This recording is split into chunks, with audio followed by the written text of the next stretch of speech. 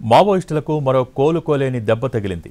వరుస లొంగుబాట్లు, కొత్త రిక్రూట్మెంట్ లేకపోవటం, ఉన్నవారిని కాపాడుకోలేకపోవటం ఇవన్నీ మావోయిస్టు పార్టీని ప్రశ్నార్థకం చేశాయి.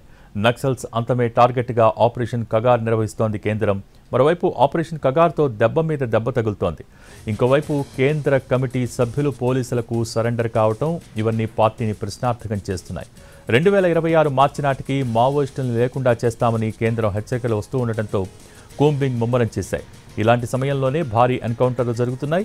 ఈ ఏడాది జనవరి నుంచి జరుగుతున్న ఎదురుకాల్పుల్లో దాదాపు టాప్ మోస్ట్ లీడర్స్ను లేపేశాయి భద్రతా బలగాలు. ఇందులో భాగంగానే కేంద్ర బలగాలకు భారీ విజయం అందింది. భారత బలగాలను ముప్పు తిప్పలు పెట్టిన హిడ్మాను ఇప్పుడు లేపేశారు. అల్లూరి సీతారామరాజు జిల్లా రంపచోడవరంలో భారీ ఎన్కౌంటర్ జరిగింది. పోలీసులకు మావోయిస్టులకు మధ్య జరిగిన ఎన్కౌంటర్లో మోస్ట్ వాంటెడ్ అగ్రనేత హిడ్మా ఎన్కౌంటర్ అయ్యాడు. ఏపీ, ఛత్తీస్గఢ్, ఒడిశా సరిహద్దు ప్రాంతాల్లో మావోయిస్టులు ఉన్నారన్న సమాచారంతో భద్రతా బలగాలు కూంబింగ్ నిర్వహించాయి.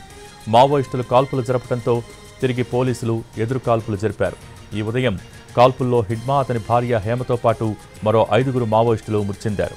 కేంద్ర కమిటీ సభ్యుడిగా ఉన్న హిడ్మా టార్గెట్గా కూంబింగ్ జరిపాయి భద్రతా బలగాలు.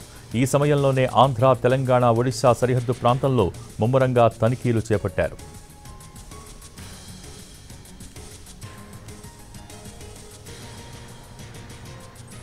మాడ్వి హిడ్మాను లొంగిపోవాల్సిందిగా ఇటీవలే కోరారు అతని తల్లి. ఇంటికి రమ్మని విజ్ఞప్తి చేశారు. వారం క్రితమే హిడ్మా స్వగ్రామం పూర్వవర్తికి వెళ్లారు ఛత్తీస్గఢ్ డిప్యూటీ సీఎం, హోంమంత్రి విజయ్ శర్మ. ఆ సమయంలో హిడ్మా తల్లితో పాటు మరో మావోయిస్టు కుటుంబ సభ్యుల్ని కలిశారాయన. ఈ సందర్భంగా తన కొడుకును ఇంటికి రావాల్సిందిగా పిలుపునిచ్చారు హిడ్మా తల్లి. అంతేకాదు, హిడ్మాను నక్సలిజంలోకి వెళ్లొద్దని తాను చెప్పానని అన్నారు. ఇప్పుడు తనకు సత్తువ లేదన్నారు. లేదంటే అడవుల్లోకి వెళ్లి కొడుకును వెంట తీసుకొచ్చేదానిని అన్నారు. అయితే తన పిలుపు విని కొడుకు ప్రజా జీవితంలోకి వస్తాడని ఆశాభావం వ్యక్తం చేశారు హిడ్మా తల్లి.